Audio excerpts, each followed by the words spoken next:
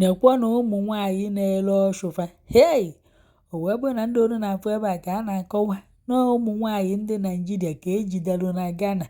na fa dị mmadụ 12 n'ime fa bụkwanụ ndị Naịjirịa na ifefa ji wee mere aka ọrụ na Ghana bụ na-abịa atụrụ fa otu amụ. Hey! Na fa na-atụ mgbele ọshụ, na fa na-ele ọhụfa kobo kobo afụ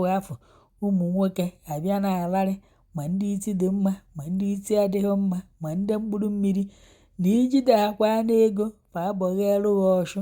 ịnyawarịwa ka o si wee tọọ wee na-akọwa na ndị nke bụkwanụ ndị Naịjirịa na-enwere otu onye ajụrụ ajụjụ o wee nọrọ ebe a wee na-akọrọfa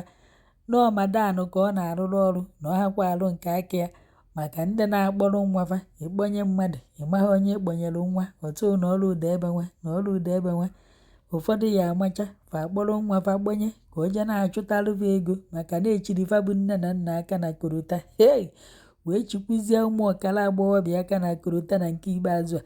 nke bụ nọọ mgbere ọshụ ka ụfọdụ n'ime fa jizikwa wee mere aka ọrụ. O wee bụrụ na a na-ajụ otu onye Naịjirịa ajụjụ n'ime ụmụ nwaanyị onu na-afụ ebe a, ya bụ onye wee na-akọwa n'ọkwọ mmadụ ka ọ na-arụrụ ọrụ na ya bụ onye ọ na-arụrụ ọrụ gwara ya na ọ ya da alata 400 cedis ego ndị Ghana ede n'ife ọ ya alatara ya n'ọshụ na ọ chọghị ịma ka o si wee lata ya na ife ọma bụ ya lawa ọshụ a na-ekpo ya ọkụ, ọ na-ajụ ya oyi, ọ na-atọ ya ụtọ, ọ na-enu ya inu na ntụ obu na o ya esi wee lata 400 cedis n'ego Ghana ede nọọ ife ọ chọrọ na o nwezikwa ife ọzọ a na-ekwu ọma. Ya bụ nwatakịrị wee na-akọwa na ya ha alatazunu 400 cedis na ife ọ na-alata bụ 250 cedis n'ego ndị Ghana. Hey! Na ọ bụ ọkwanụ si ya kpọbara ọshụ ya n'afịa na-enwekwara ndị ọzọ kpọbara ọshụfa na ya hapụzi ndị ọzọ bịazie na-atụrụ sọsọ ya nwe otu amụ na ọ na-abụ ọlata 250 cedis ahụ ndị nke gbọtara ya wee na-akụ ya ife tinka kụrụ panụ na-eti ya na ma na-etigbukwu ya etigbu na ife a na-etikwu ya abụghị obere ife na-atị ya nwaanyị na ọ lata 400 cedis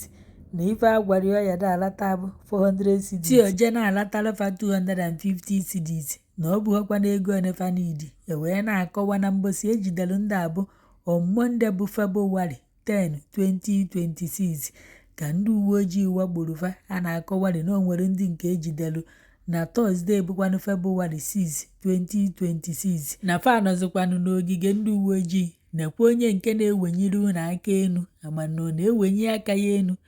na ka ndị uwe ojii ti wee kpụrụ fa na ọ dịghọ ya obi mma na tịhapịa ka eje tụgharịa otu amụ ka ogene nwanne unu amalụkwa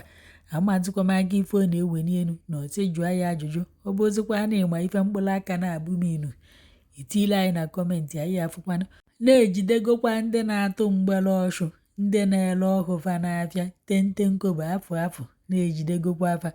ọkwọ nke nnụtị ka m wetara unu maka ndị na-eje atụrụfa otu amụ ka unu malụkwa na ndị kọstọm unu na aka na-aba aghọkwa anafa otu aka. Hey! Okotorigba.